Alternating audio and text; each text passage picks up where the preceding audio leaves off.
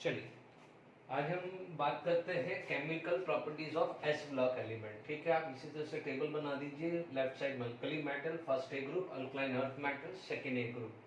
ठीक, इसी तरह से जैसे हमने लास्ट लेक्चर में फिजिकल प्रॉपर्टीज पे वर्कआउट किया था, वैसे ही हम केमिकल प्रॉपर्टीज पे बात करेंगे। ठीक है, आपका पर्पस यही है कि जो जो टॉपिक्स आपको दिया हुआ है just go through the NCERT, क्योंकि मैं डिटेल में ज्यादा पे आऊंगा।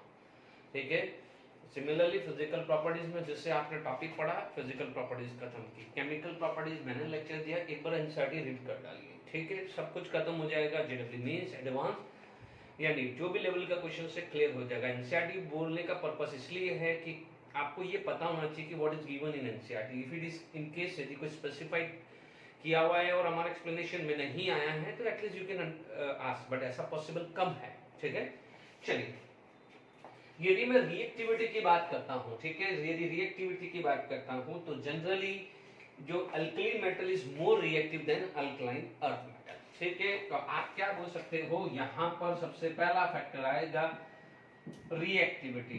तो reactivity is directly proportional to ionization potential. हालांकि हम आयनाइजेशन पोटेंशियल ऑलरेडी डिस्कस कर चुके हैं।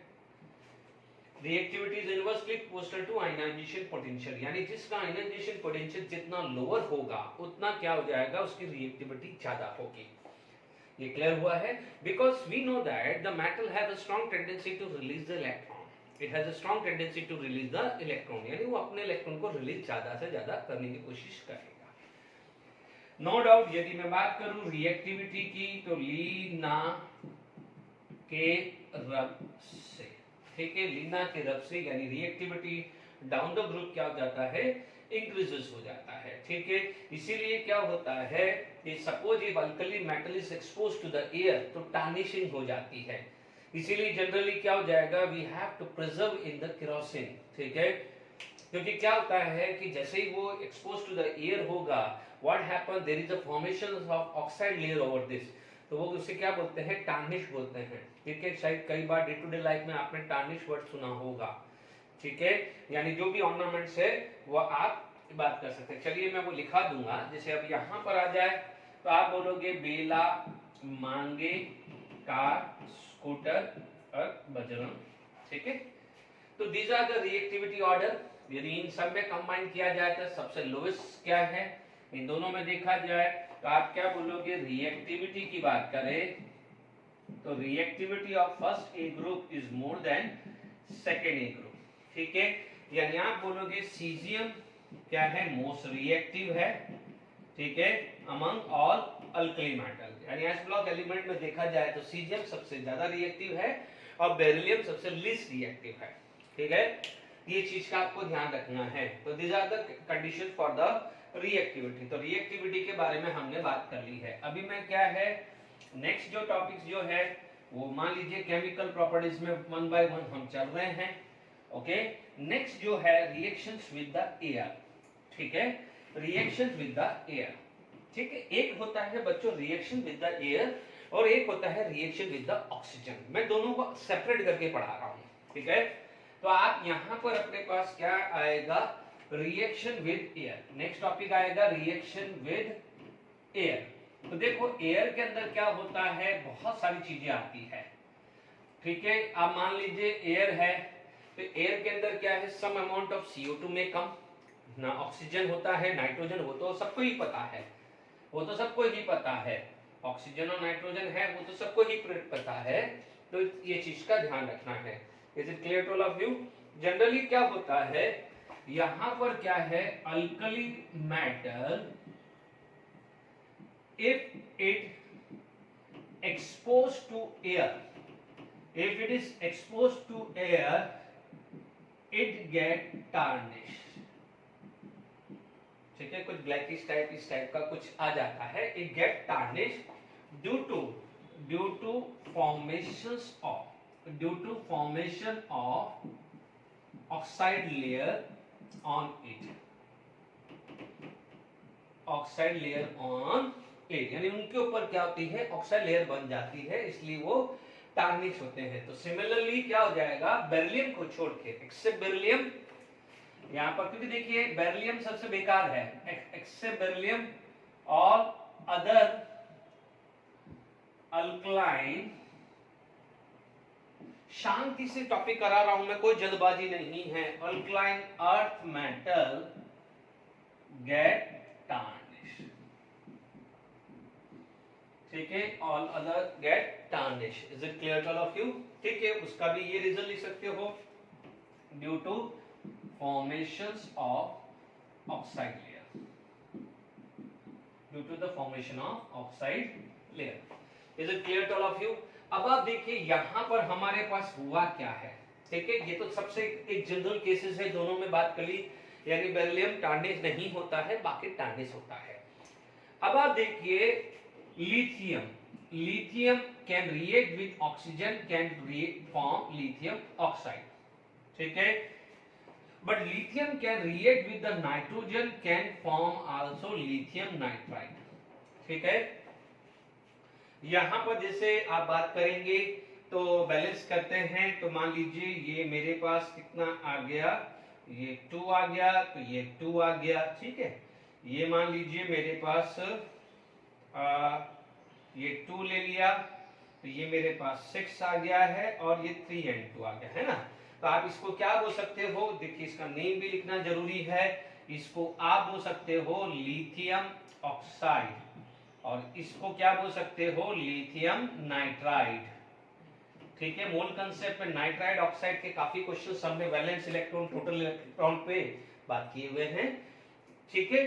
सिमिलरली यदि मैं बात करूंगा तो यहां पर क्या है, ध्यान दीजिएगा, यहां पर नोट करना है कि only lithium can form oxide and nitride with air, ठीक है। अदर लिथियम के अलावा, है ना, लिथियम ओनली, है ना, लिथियम के अलावा other element can form only oxide, ठीक है, ओनली ऑक्साइड। ये ध्यान रखना है, बहुत इंपॉर्टेंट चीज है, ठीक है। तो यहां तक क्लियर हो गया है। इधर क्या होता है कि जैसे beryllium and magnesium can form nitride and oxide with air, nitride and oxide with air, the beryllium and magnesium can form nitride and oxide with air। तो जैसे मान लीजिए कोई भी एक ले लेता हूं, मान लीजिए मैग्नीशियम ले लेता हूं, magnesium when combined with oxygen will form MgO, जिसको अपन क्या बोल सकते हैं, magnesium oxide, magnesium plus nitrogen can form Mg3N2, क्या बन जाएगा, Mg3N2 आ जाएगा। बैलेंस कर दीजिए, यहां पर मान लीजिए ये 2 MgO आया, तो ये 2 आ जाएगा, ठीक है, ये 3 आ गया, डन, ठीक है। इसका जो नाम आया है सिमिलरली BeO आ जाएगा, Be3N2 आ जाएगा, ठीक है ना। जरूरी नहीं है कि हर रिएक्शन लिखो, इतना लॉजिक आप लगा सकते हैं।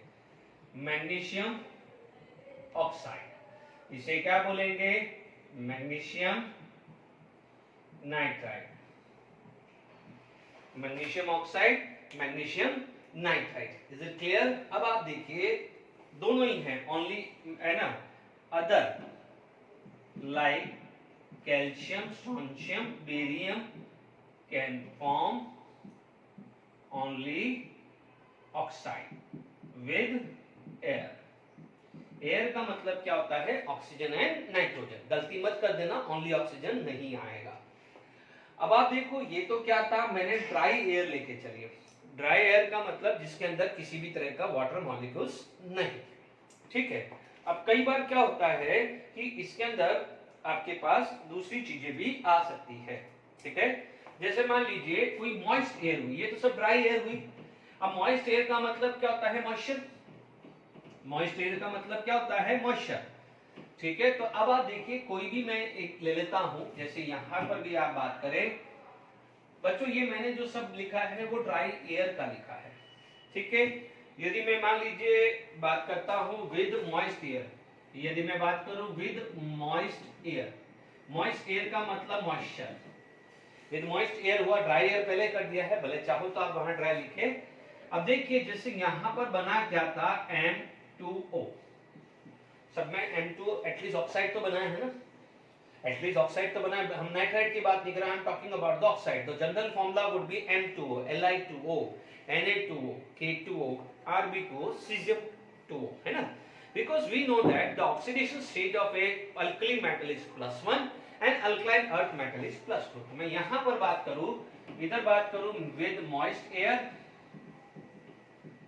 air बात करूँ तो here the formula is MO, ठीक है? अब आप देखो moist का मतलब moisture, MO plus water is going to be give MOH, ठीक है? यहाँ पर क्या हो जाएगा 2MOH, यहाँ पर क्या हो जाएगा with water आया तो it is also going to be give MOH twice। यानी जब मॉइस्ट एयर होगा तो मॉइस्चर होगा तो ऑक्साइड बनेगा, एयर ऑक्साइड बनाएगा, बट साइमल्टेनियसली जो वाटर मॉलिक्यूल जो एयर में है वो उसके साथ कंबाइन होकर हाइड्रोक्साइड बनाएगा। तो ये ध्यान रखना, मैंने जनरल फॉर्मूला दिया है, this can be LiOH, NaOH, KOH, RbOH, cesium hydroxide, BeOH twice, MgOH twice, CaOH twice, SrOH twice and this। अब ध्यान रखना है कि अल्कलाइन अर्थ मेटल में यदि मैं M लिखता हूं तो वो बेला मांगे कार्बोस्फेटर, beryllium, magnesium, calcium, strontium, barium की बात कर रहा हूं। यदि मैं यहां पर लिख रहा हूं तो lithium, beryllium, boron, carbon sorry lithium, sodium, potassium, rubidium, caesium की बात कर रहा हूं। देन अब ध्यान रखना है कि जहां पर जो एलिमेंट रिएक्शंस नहीं कर रहा होगा वो अलग से स्पेसिफाई कर दिया जाएगा। तो आप ये मत समझना कि सर आपने तो एम जनरल लिख दिया है तो उसमें ये नहीं, वो जो अलग है जनरल लिख रहा हूं, ठीक है? यहां पर अपन को बैलेंस करना है, वो बैलेंस हो चुका है। अब क्या होता है कि नेचर के अंदर एयर है तो CO2 भी तो प्रेजेंट होता है, बिकॉज यदि आप यहां पर एयर आपने डाला है तो CO2 आल्सो प्रेजेंट, तो CO2 भी तो प्रेजेंट है। तो what happen, these are the basic in nature, CO2 is acidic in nature. तो आप क्या बोलोगे, जैसे MOH plus CO2, ठीक है? इसका नेचर क्या होता है, ये एसिड, ये क्या होता है बेस, सॉरी उल्टा लिख दिया है, एसिड एंड बेस हुआ है। तो this is acid, this is base. तो आप क्या बोलोगे, मैंने आपको हमेशा ट्रिक बताई है कि यदि कोई भी ऑक्साइड है उसको थोड़ी देर के लिए उसका एसिड दिमाग में ले आइए। यानी जैसे CO2 है तो CO2 प्लस वाटर H2CO3 ले लीजिए। यदि यहाँ SO2 है तो SO2 प्लस वाटर H2SO3 लीजिए। यहाँ पर SO3 है तो SO3 प्लस वाटर H2SO4 लीजिए। P2O5 यहाँ पर है तो H3PO4 लीजिए, P2O3 है तो H3PO3 लीजिए। क्योंकि हाइड्रोजन चैप्टर में मैंने जब वाटर की रिएक्शंस करवाई थी तो मैंने क्या कहा था, वाटर यदि किसी भी ऑक्साइड के साथ रिएक्शंस करता है तो it is going to be form oxy acid and without changing any oxidation number, ठीक है? ये ध्यान रखना है। तो आप यहाँ पर क्या करिए, उसको वाटर ऐड कर लीजिए, थोड़ी देर के लिए वाटर ऐड करके यहाँ लिख दीजिए। मतलब आप सिंपल है, यहाँ पर SO, देखिए मैं आपको ट्रिक बता रहा हूँ, जैसे मान लीजिए SO2 है तो H2SO3 बना दीजिए। यदि यहाँ पर SO3 है तो H2SO4 बना दीजिए। मान लीजिए यहाँ पर SiO2 है तो आप इसका बना दीजिए H4SiO4 बना दीजिए, यानी वाटर ऐड कर दीजिए इसमें, ठीक है? तो यहाँ पर देख लीजिए +4 ऑक्सीडेशन स्टेट है, ठीक है? कई बार यदि आप मान लीजिए H2SiO3 भी बना सकते हो, ठीक है ना? H2O ऐड कर दीजिए, चलिए H2 ऐड कर दीजिए। मान लीजिए P2O5 है या P2O5 का डाइमर को P4O10 आता है तो वी नो दैट H3PO4 होता है। P2O3 है या उसका डाइमर आपको P4O6 दिया है तो H3PO3। ये ट्रिक बता रहा हूँ। मान लीजिए आपको क्या दिया हुआ है, N2O5 दिया है तो N2O5 क्या होता है HNO3, यानी यहाँ पर +5 +5 +3 +3 +5 +5, ठीक है? तो आप ध्यान दीजिएगा, ये ट्रिक बता रहा हूँ कि फ्यूचर में कभी भी रिएक्शंस आती है किसी भी बेस के साथ इस ऑक्साइड की, ठीक है? तो ये चीज का ध्यान रखना है। तो मैंने साथ के साथ कॉन्सेप्ट बता दिया है। तो this is going to be form carbonate, क्या बना देगा ये, कार्बोनेट, M2CO3 प्लस वाटर, ठीक है? क्या बना देगा, कार्बोनेट। तो यहाँ पर क्या हो जाएगा, ये 2 आ जाएगा, it is going to be form carbonate, यानी सॉल्ट बनाया है। यदि यहाँ पर SO2 डालते तो सल्फाइड बन जाता, H2SO4 डालते तो सल्फेट, फॉस्फेट, मेटाफॉस्फेट, मतलब सब कुछ बन सकता है, ठीक है? तो ये क्लियर हो गया है। ये रब कर दूं क्योंकि ये तो था नहीं, ये CO2 था। इसका मतलब this is going to be form metal carbonate. क्या बना रहा है ये, metal carbonate. This is going to be form metal carbonate, ठीक है, तो ये वाले भी क्या होंगे, जैसे यहां पर भी हुआ है MOH ट्वाइस प्लस CO2, तो मैंने क्या बोला है, यहां पर बन जाएगा metal carbonate plus water, metal carbonate plus water. Is it clear to all of you? तो ये भी क्या हो जाएगा, मेटल कार्बोनेट, जैसे बेरिलियम कार्बोनेट, मैग्नीशियम कार्बोनेट, जो भी है सारे ये बन जाएगा मेटल कार्बोनेट। ठीक है, मेटल कार्बोनेट आ जाएगा। ओके, तो मैंने यहां पर समझा दिया, यानी with dry air it can form oxide and nitrogen, oxide and nitrite, but in alkali only lithium can do, otherwise other except lithium can form only oxide, क्योंकि ऑक्सीजन से साथ ही वो रिएक्शंस करता है। Whereas in alkaline earth metal mostly beryllium and magnesium, हाँ ध्यान रखना है अल्कलाइन अर्थ मेटल में कई जगह लिख देते हैं कि calcium, strontium, barium can form, but उसके चांसेस कम होते हैं। मैं पहले ही क्लियर कर रहा हूं, जितना सेटिस्फैक्टरी बेरिलियम मैग्नीशियम फॉर्म करता है नाइट्राइट, है ना, विद एयर, उतना बाकी नहीं करते हैं। यदि कहीं पढ़ रहे हो तो भी मैंने आपको अलर्ट करके बता दिया है। ठीक है, विद मॉइस्ट एयर होगा तो it can form hydroxide which is treated with CO2 can form carbonate. तो यहां तक क्लियर हो गया है? ओके, तो रिएक्शन विद एयर भी आ गया है। अब मान लीजिए यहां पर आप बात करेंगे रिएक्शन विद ऑक्सीजन। अब मैं प्योरली ऑक्सीजन ले रहा हूं, अब मैं यहां पर किसी भी तरह का नहीं ले रहा हूं एयर। एयर में क्योंकि नाइट्रोजन भी आ जाता है, मॉइस्ट एयर आ जाता है, तो साथ में मॉइस्चर भी आ जाता है। ठीक है, अब आप देखिए यहां पर मैं बात कर रहा हूं only air, sorry oxygen, reaction with oxygen. यदि मैं रिएक्शन विद ऑक्सीजन ले लूं, ठीक है, अच्छा मैं यहां से जो कुछ स्टार्ट करने जा रहा हूं, यहां से मैं जो भी स्टार्ट करने जा रहा हूं उसमें थोड़ा सा ध्यान दीजिएगा। केमिकल बॉन्डिंग का जो मेरा लेक्चर था जिसमें thermal stability of A compound बताई थी, क्योंकि यहां पर मैं ऑक्सीजन से रिएक्शन कराऊंगा तो ऑक्साइड आएगा, सुपर ऑक्साइड होगा, पर ऑक्साइड आएगा, कार्बोनेट बनेंगे, सल्फेट बनेंगे, हाइड्रोक्साइड आएगी, नाइट्रेट आएगी, नाइट्राइट आएगी। तो दो चीज आपको ध्यान रखनी है, ये यहां पर आ गया है, तो आपको सॉल्युबिलिटी जो है वो एक बार और रिवाइज करनी है, और आपको थर्मल स्टेबिलिटी। फिर भी मैं स्टार्ट करने से पहले, ये चीज स्टार्ट करने से पहले थोड़ा सा रिवाइज करा देता हूं। ठीक है, थर्मल स्टेबिलिटी अपन ने दो पार्ट में डिवाइड करी थी, एक था पॉलीएटॉमिक एनायन और एक मोनोएटॉमिक एनायन। ठीक है, मैंने यहां पर आपको ये रिवीजन के लिए है, आप इसको अभी नोट मत करना, यहां नोट मत करना, सिर्फ रिवीजन करना है या नोट करना है तो पीछे रफ पेपर में लिख दीजिएगा, इसमें कंटिन्यूटी मत लाइए। ठीक है, क्योंकि फिर डिस्टर्ब हो जाएगा पूरा का पूरा, ये पॉलीएटॉमिक एनायन और ये मोनोएटॉमिक एनायन। ठीक है, आपके लिए बहुत आसान हो जाएगा। ओके, यहां पर अपन मोनोएटॉमिक एनायन क्या पढ़ रहे थे, जैसे ऑक्साइड, नाइट्राइड, अभी ये दो पढ़ा, आप क्या बोलोगे, हाइड्राइड, हैलाइड पढ़ोगे, यानी फ्लोराइड, क्लोराइड, ब्रोमाइड, आयोडाइड। ठीक है, ये जनरली आप ये चीज पढ़ने वाले हो, है ना। सल्फाइड, फॉस्फाइड भी होता है, बट मोस्टली ये चार पढ़ते हो आप इस केस में। ठीक है, यहां पर तो बहुत सारे आ गए हैं, ये सुपर ऑक्साइड आ गया है, पर ऑक्साइड आ गया है, this is known as peroxide, है ना, ये आ जाएगा सुपर ऑक्साइड। ठीक है, हाइड्रोक्साइड पढ़ोगे, सल्फेट पढ़ोगे, फॉस्फेट पढ़ोगे, ठीक है, नाइट्रेट पढ़ोगे, ये सब प्रॉपर्टीज आगे यूज करने वाली है। फिर आप ये टिथ को माउथ में डाल के ये मत सोचना ये कैसे हो गया, मैं पहले रिवाइज करा रहा हूं, ये सब यूज करने वाला हूं। कार्बोनेट हो गया है, बाइकार्बोनेट हो गया है, एटसेट्रा, ये मोस्टली ये यूज होंगे, ये यूज होंगे, ये रेयरली यूज होगा। ठीक है, तो ये पॉलीएटॉमिक आया। आप देखेंगे थर्मल स्टेबिलिटी की बात करें तो यहां पर जो थर्मल स्टेबिलिटी इस केस में डाउन द ग्रुप, ये ऑर्डर है डाउन द ग्रुप डिक्रीज होती थी, यहां पर जो थर्मल स्टेबिलिटी है डाउन द ग्रुप क्या होती है, इंक्रीज होती है। Thermal stability down the group क्या होती है, इंक्रीज होती है, ये ध्यान रखना है, ये सब यूज होगा।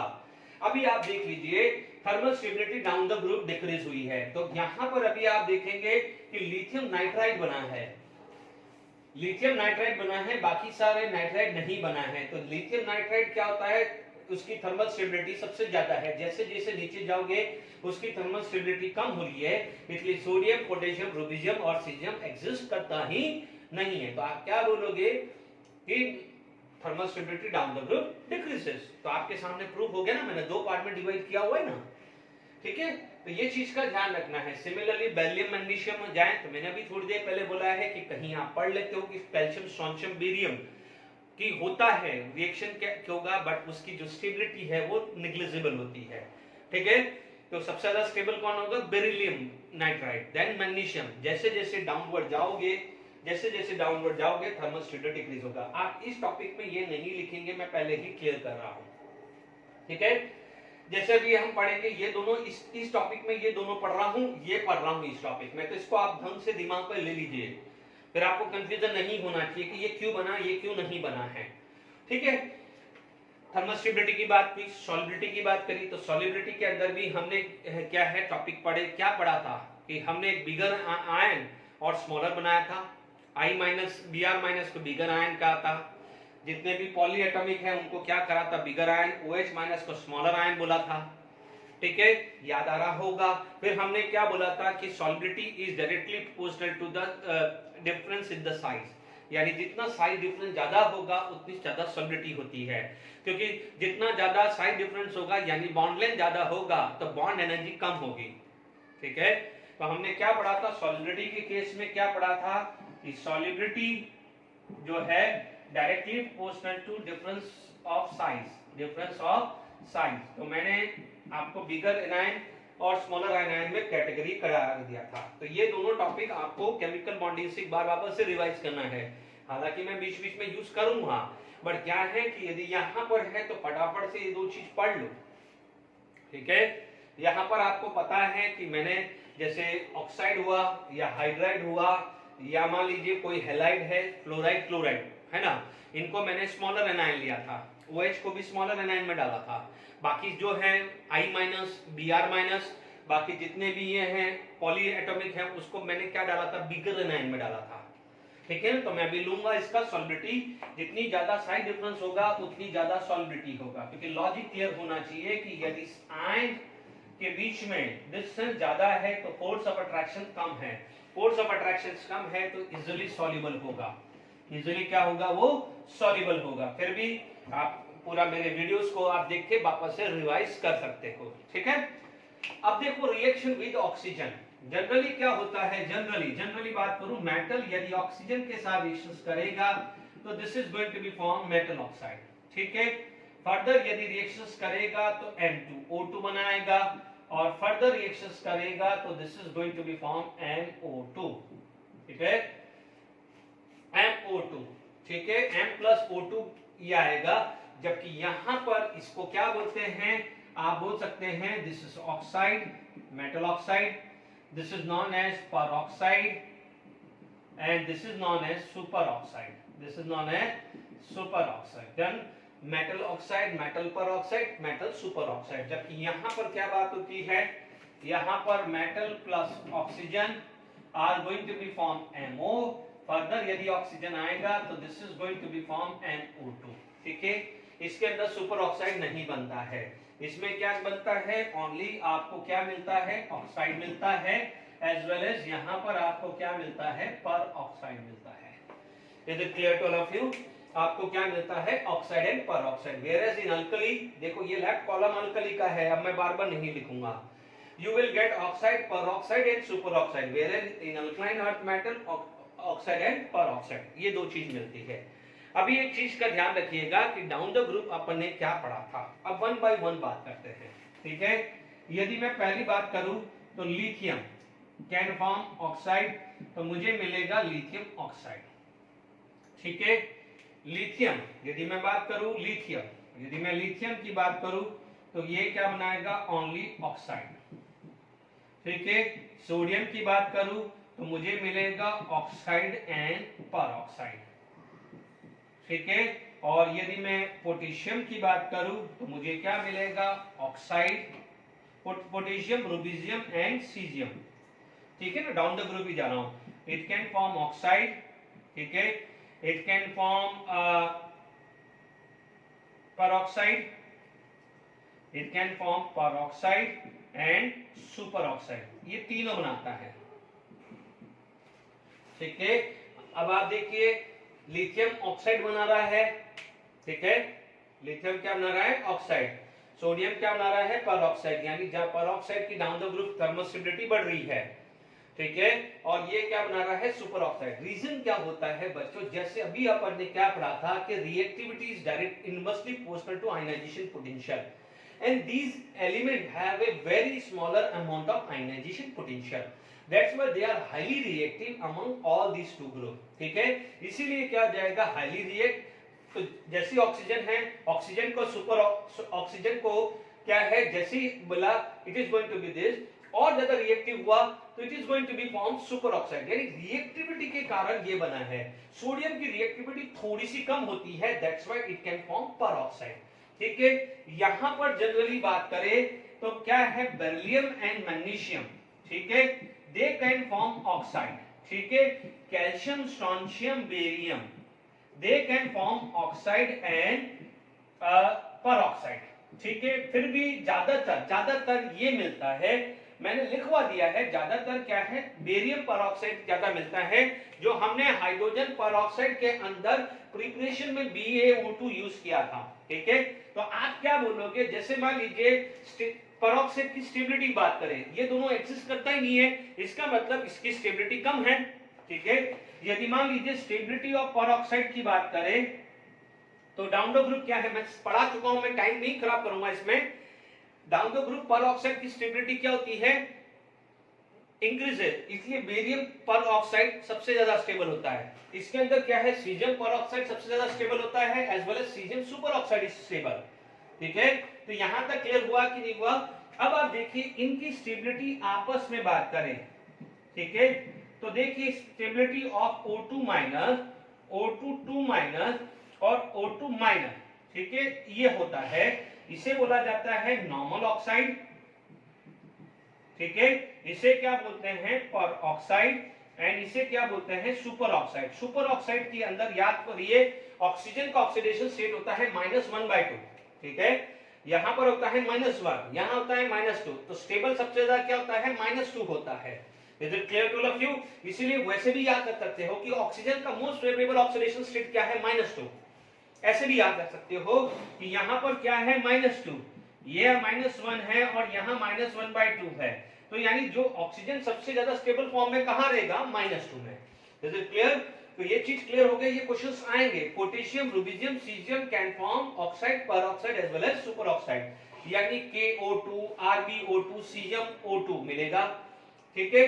जैसे मान लीजिए एलाइड है, तो मैंने यहां पर रिएक्शंस कंप्लीट कर देता हूं, allied it can form only oxide. यदि मान लीजिए मैं सोडियम की बात करूं तो sodium can form peroxide also, है ना, कैन फॉर्म पेरोक्साइड आल्सो। यदि मैं पोटेशियम की बात करूं तो कैन फॉर्म KO2, तो ये क्या हो जाएगा, this is lithium oxide, this is known as lithium, sorry not lithium, this is sodium, ये क्या हो जाएगा, सोडियम पेरोक्साइड, बच्चों जगह नहीं है समझ लीजिएगा, this is known as potassium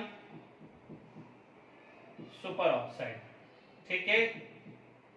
यहां पर मान लीजिए जैसे एक एग्जांपल ले लिया, Mg plus O2 give MgO, ठीक है, और या मान लीजिए Ba plus O2 give BaO2, ठीक है।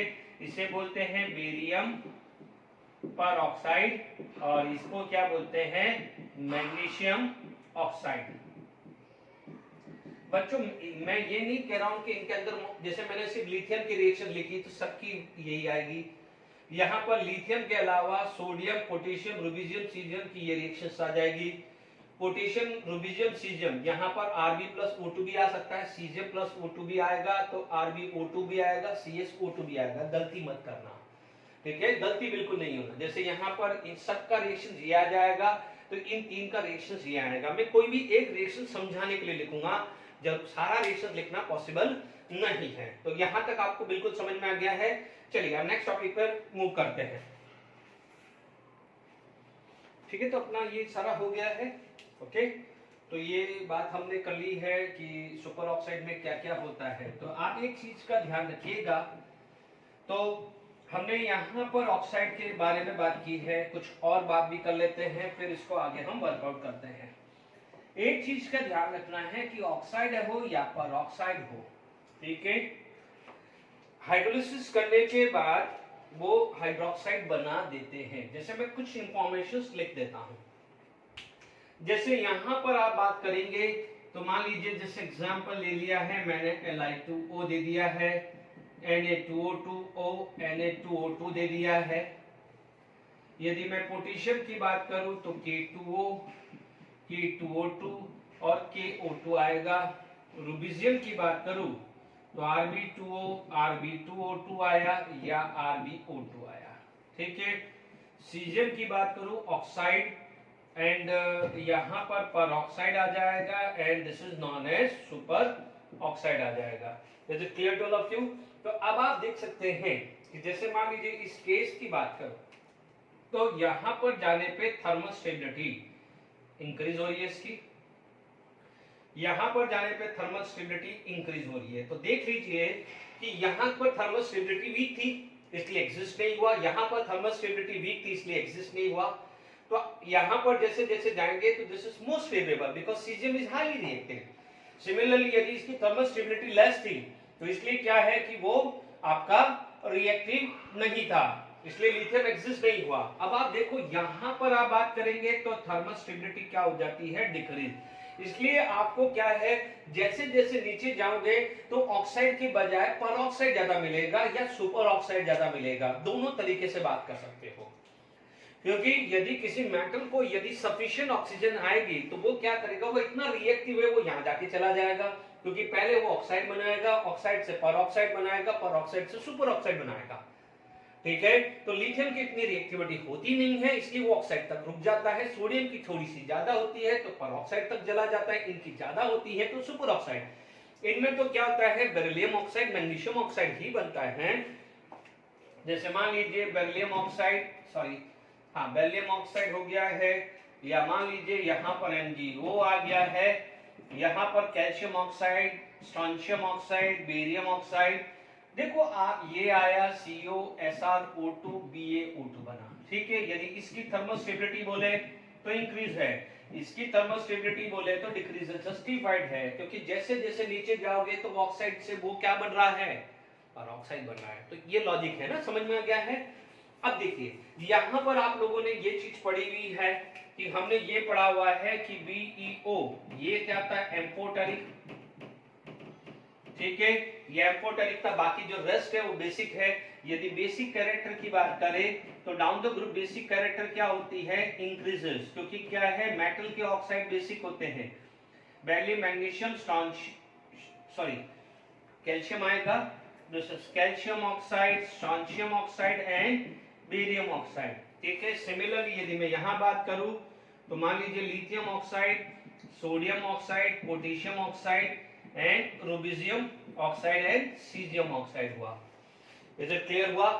अब देखिए इसके अंदर आपके पास एक चीज जो नोट करने लायक है वो होती है रिगार्डिंग दिस, ये जो आती है जनरली क्या माना जाता है कि इनका कलर येलो कलर होता है, कभी रेड येलो बोल देते हैं, ये कलर देते हैं कुछ येलो या रेड कलर देते हैं, ठीक है। क्योंकि आपको याद आ रहा है मॉलिक्यूलर ऑर्बिटल थ्योरी के हिसाब से इसके पास एक इलेक्ट्रॉन रहता है, तो आप क्या बोल सकते हैं, जैसे O2 2 माइनस है, O2 2 माइनस क्या होता है, O2 2 माइनस यानी पर ऑक्साइड, O2 2 माइनस पर ऑक्साइड, वो क्या होता है, डायमैग्नेटिक, पढ़ा था molecular orbital theory, and colourless होता है, ठीक है, कलरलेस होता है। जबकि O2 माइनस क्या होता है, पैरामैग्नेटिक होता है ना, और कलर होता है, एंड कलर होता है, और मोस्टली कलर या येलो और रेड कुछ ऐसा कलर होता है, ठीक है।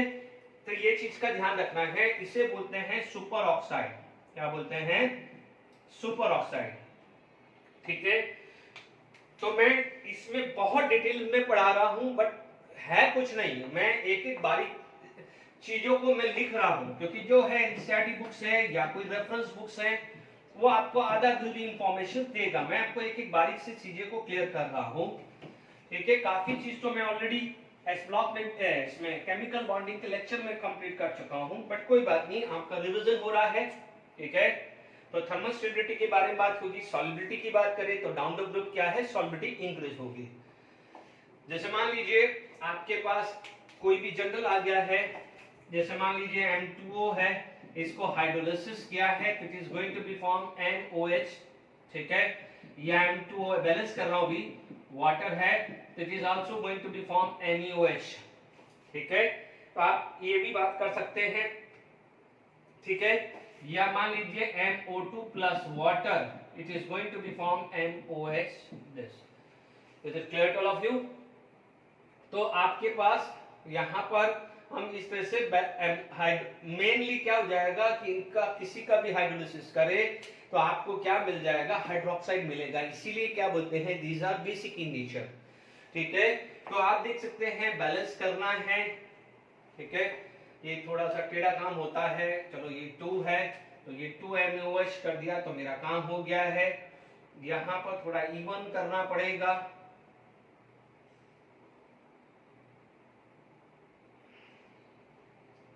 ठीक है। जैसे मान लीजिए 2NOH किया है तो O2 बार आएगा, ठीक है,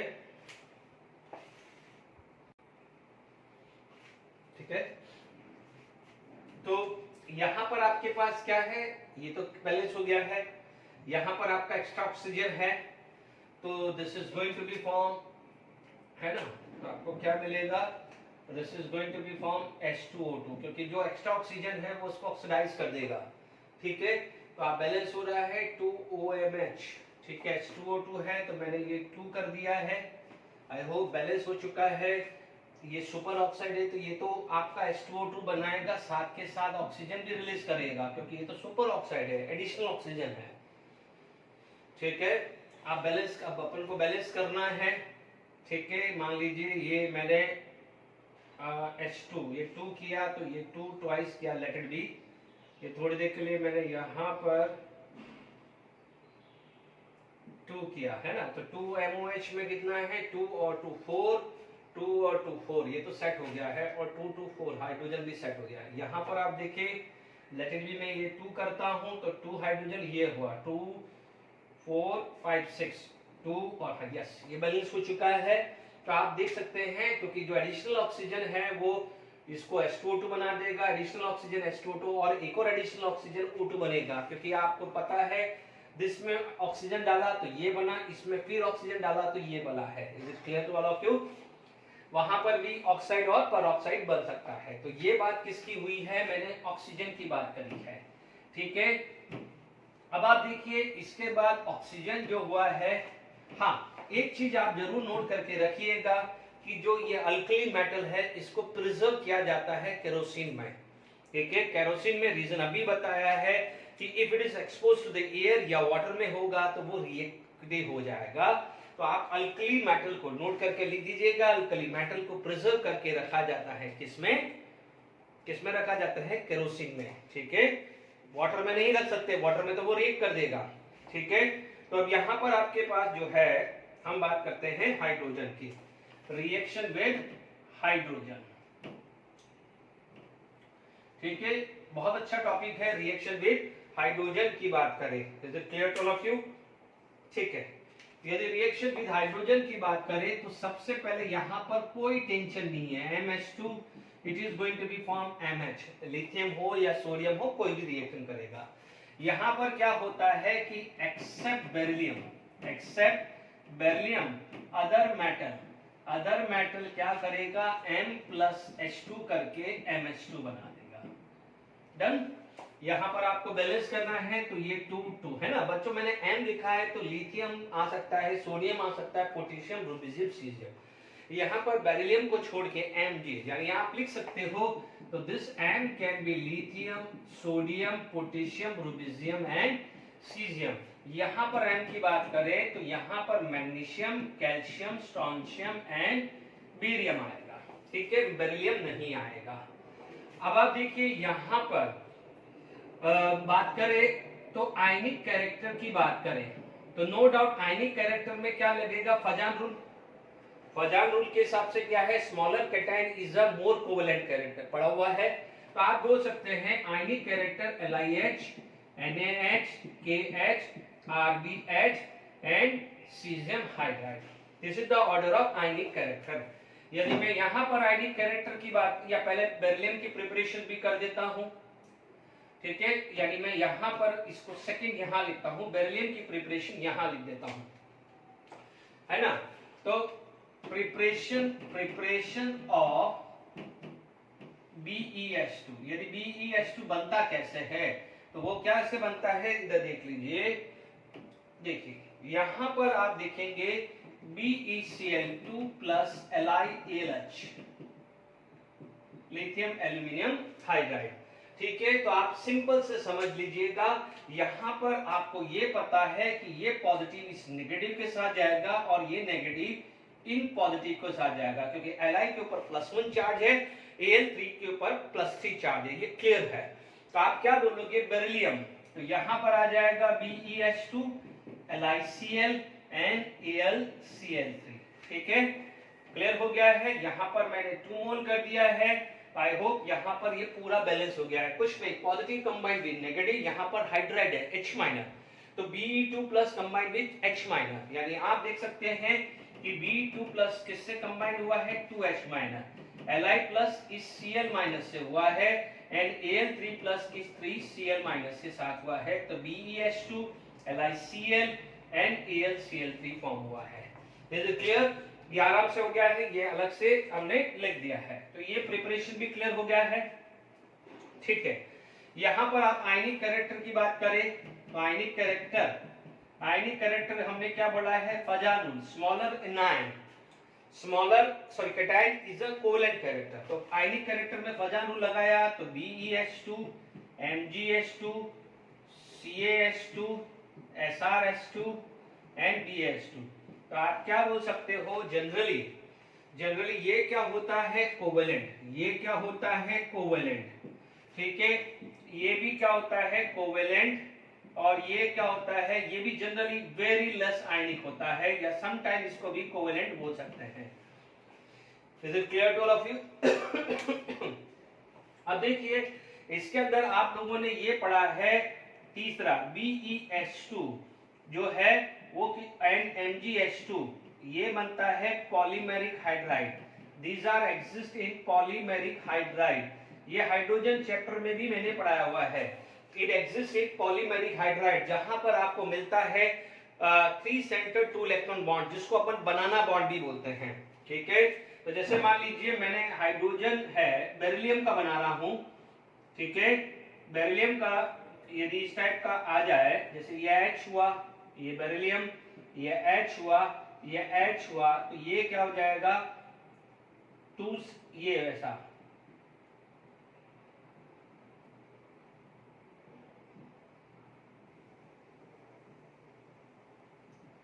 ठीक है, ऐसे चलता रहेगा, दिस इज पॉलीमेरिक फॉर्म।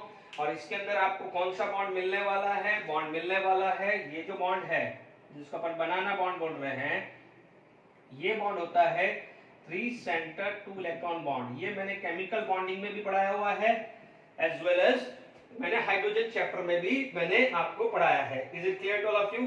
ठीक है, तो यहां पर आपके पास ये भी मैंने समझा दिया है। ओके, देखिए इसके अंदर यदि आप बेसिक नेचर की बात करें, ठीक है, यदि मैं बेसिक नेचर की बात करूं तो समझने की कोशिश करना बच्चों, है ना, समझने की कोशिश करना कि बेसिक नेचर अपन कैसे प्रेडिक्ट करते हैं। मैं थर्मोस्टेबिलिटी भी बताऊंगा, बेसिक नेचर क्या होता है, जैसे MH है, वाटर के साथ रिएक्शन हुआ, ठीक है, हमने हाइड्रोजन की प्रिपरेशन में ये रिएक्शन का यूज किया हुआ है। देखिए कोई सा भी ले लो, इनमें से कोई सा भी ले लो, तो मेरे को पता है ये M+ होगा, H- होगा, क्योंकि फर्स्ट ग्रुप का ऑक्सीडेशन स्टेट +1 फिक्स है ना। तो जैसे मान लीजिए मैंने, चलो ये अपन एक काम करते हैं, सोडियम हाइड्राइड ले लेते हैं, तो आपको याद आ जाएगा कि सोडियम हाइड्राइड हमने लिया हुआ है, ये MH ही ले लो यार, सबसे अच्छा है कि सबके लिए जनरल आ जाएगा, M+H-, वाटर का मैंने बोला हुआ है OH- H+ में डिवाइड कर दो, क्या हुआ है MOH प्लस H2 बना है। तो ये क्या होता है, metal hydroxide are basic in nature, तो ये क्या हो जाएगा, बेस होगा क्या, नहीं होगा, तो that's why aqueous solution of metal hydride जो है बेस देगा एंड हाइड्रोजन की प्रिपरेशन भी करेगा। अब देखिए हमने हाइड्रोक्साइड या ऑक्साइड में, अभी जस्ट थोड़ी देर पहले मैंने ऑक्साइड की बात करी थी, तो डाउन द ग्रुप क्या हो जाता है, मेटलिक कैरेक्टर बढ़ता है तो बेसिक कैरेक्टर बढ़ता है, ठीक है। तो अब मान लीजिए इन हाइड्राइड की बात करें तो ये आ गया है, ये मैं रब कर रहा हूं, मैं फोर्थ यहां पर लिख देता हूं, चलो जगह है।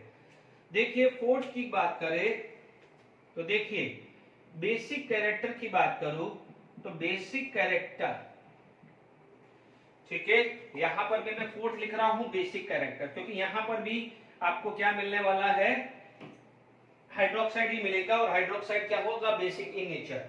यदि मैं बेसिक नेचर की बात करूं तो यहां पर basic nature beryllium hydroxide MgOH twice, मिला मांगे CaOH twice, SrOH twice and BaOH twice, done. ये आ गया है। यहां पर LiOH, NaOH, potassium OH, RbOH and caesium hydroxide. तो this is the order of basic nature, अभी पढ़ा था, अभी थोड़ी देर पहले ये भी पढ़ा था, this is amphoteric in nature, amphoteric in nature, ठीक है, दिस इज एम्फोटेरिक बेरिलियम, ठीक है। अब देखिए जो मैं एम्फोटेरिक है तो पहले मैं इसकी एम्फोटेरिक के अंदर रिएक्शंस लिख देता हूं, फिर आगे थर्मोस्टेबिलिटी की बात करूंगा मैं, ठीक है। तो एम्फोटेरिक में पहले बात कर रहा हूं beryllium hydroxide as amphoteric in nature, ठीक है, या पहले मैं थर्मल स्टेबिलिटी, या आप लिख दीजिए beryllium hydroxide as amphoteric, BaOH twice is amphoteric. Amphoteric का मतलब क्या होता है, एम्फोटेरिक का मतलब होता है it can react with acid as well as base, ठीक है। सबसे पहले अपन रिएक्शंस करवा देते हैं BeOH ट्वाइस की, जो इनका दिमाग में होता है HCl के साथ रिएक्शन, आपको क्या मिलेगा, BeCl, 2HCl और 2H2, ठीक है। यहां पर HCl क्या है, एसिड है, ये द एसिड के, ये एसिड है, तो यहां पर इसका वर्क क्या हो जाएगा, बेस की तरह वर्क होगा, ठीक है। अब देखिए सेकंड केस जो आएगा जब वो किसी बेस के साथ आ जाए, बेरिलियम हाइड्रोक्साइड यदि किसी भी बेस से 2NaOH मान लीजिए मैंने ले लिया है, इज इट क्लियर। अब देखिए बेरिलियम हाइड्रोक्साइड जो है ये बेस है, ये क्या होगा, बेस है, ये समझने की कोशिश करिए, ये बेस है, तो यहां पर ये वर्क करेगा एसिड की तरह, एसिड यानी लुईस एसिड, ठीक है। आपको पता होगा मैंने जब आपको हाइड्रोजन चैप्टर पढ़ाया था तो वहां पर मैंने लुईस एसिड का कांसेप्ट बताया था, ठीक है। वहां पर ये है, देखिए बेरिलियम के आउटरमोस्ट टू शेयर किए 4 इलेक्ट्रॉन हुए हैं, ऑक्टेट इनकम्प्लीट है, और ऑक्टेट इनकम्प्लीट है तो can act as a Lewis acid, वो किसकी तरह बिहेव करेगा, वो लुईस एसिड की तरह बिहेव करेगा, क्योंकि इसका ऑक्टेट इनकम्प्लीट है, ऑक्टेट क्या है इसका, इनकम्प्लीट है, तो लुईस एसिड की तरह बिहेव करेगा। मैं आपको एक चीज क्लियर कर रहा हूं, मैं फिजिकल और केमिकल प्रॉपर्टी जब पूरी खत्म कर दूंगा उसके बाद क्वेश्चंस लूंगा, जो भी प्रीवियस ईयर के नीट जेडब्ल्यू के क्वेश्चन उसके बाद लूंगा, नहीं तो बीच बीच में फिर क्या है डिस्टर्बेंस हो जाता है, पहले सारी चीजें खत्म कर लेते हैं फिर एक साथ सारे हम क्वेश्चंस करेंगे, ध्यान रखना है। ऑक्टेट इनकम्प्लीट है तो लुईस एसिड आया, या मान लीजिए टाइम मिला तो मैं देख लूंगा, है ना, ठीक है। अब देखिए यहां पर ये लुईस एसिड हुआ, आपने ये पढ़ा बेरिलियम का इलेक्ट्रॉनिक कॉन्फ़िगरेशन, बेरिलियम होता है 1s2 2s2 आता है, यानी इसका एक्साइटेड स्टेट हो जाएगा तो 2s1 एंड 2p1 आएगा, इसमें 2d तो होता ही नहीं है, तो आप देख सकते हैं ये 2s और ये क्या हो जाएगा 2p, इनमें 1 ईच है, इसका हाइब्रिडाइजेशन क्या हुआ है sp, तो यहां तक क्लियर हुआ है। अब आप देखो BeOH2 में क्या है, हाइब्रिडाइजेशन क्या हो गया है sp, ठीक है, यानी यहां पर आपके पास क्या है, हाइड्रोक्साइड है, ये बहुत इंपॉर्टेंट चीज पढ़ा रहा हूं, देखिए हाइड्रोक्साइड का जो था OH माइनस ये ऐसा था OH माइनस, ठीक है, तो यहां तक तो क्या है आपका इसके साथ ओवरलैप हो गया, इसके साथ ओवरलैप हो गया, तो ये यहां तक तो खत्म हो चुका है, ठीक है ना, 2 इलेक्ट्रॉन इसके थे 2 उन्होंने शेयर किए तो बात खत्म होगी, कोवेलेंट के अंदर यही होता है ना, 1 orbital of 1 electron of first atom A and second electron of B, A और B के बीच में शेयरिंग होती है। अब आप देखिए थोड़ी देर के लिए मैं इसको ऐसे लिख देता हूं, क्या करता हूं मैं इसको ऐसे लिख देता हूं कि OH माइनस, 2OH माइनस, यानी आप इसको लिख सकते हैं 2Na प्लस, साइड में कर देता हूं, ये बेस है। अब आप देखो ये तो अब शेयर नहीं कर सकता क्योंकि इसके पास अनपेयर इलेक्ट्रॉन नहीं है, इसके पास अनपेयर इलेक्ट्रॉन नहीं है। अब आप देखो यहां पर क्या होगा, देखिए OH माइनस ये आ गया है,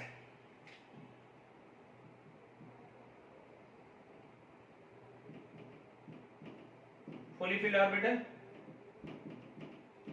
ठीक है। अब इससे ऊपर जा भी नहीं सकता क्योंकि 2d ऑर्बिटल है ही। और कोऑर्डिनेट कोवैलेंट बॉन्ड के लिए कंडीशंस क्या होता है कि A का एम्प्टी ऑर्बिटल है तो B का फुली फिल्ड ऑर्बिटल है। ब्रिज बॉन्डिंग, बैक बॉन्डिंग सब में ये पढ़ा चुका हूं, कोऑर्डिनेट में पढ़ा चुका हूं, तो अब किसी को गड़बड़ी नहीं होनी चाहिए, ठीक है।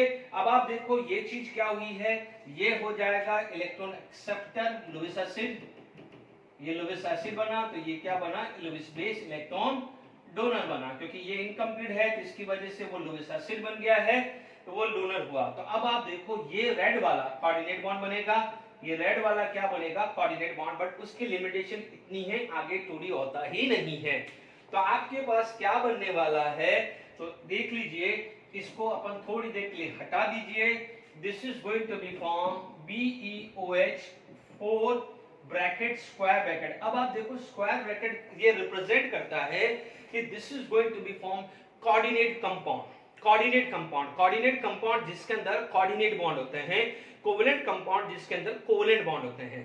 कोऑर्डिनेट कंपाउंड में एटलीस्ट एक कोऑर्डिनेट बॉन्ड होना चाहिए, ठीक है ना। जैसे यहां पर एक कोऑर्डिनेट बॉन्ड बन गया है, तो ये देखिए क्योंकि ये न्यूट्रल था, इसके ऊपर -2 चार्ज था, तो टोटल -2 चार्ज आ गया है। इसे बोला जाता है बेरिलेट आयन।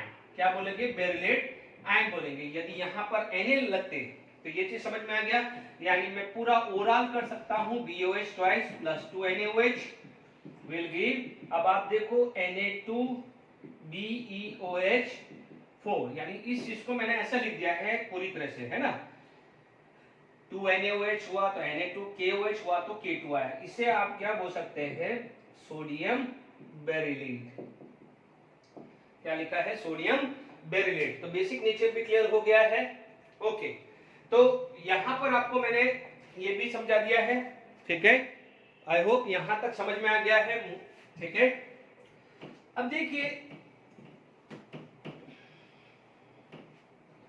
यहां पर आपके पास मैंने एम्फोटेरिक भी पढ़ा दिया है, ठीक है।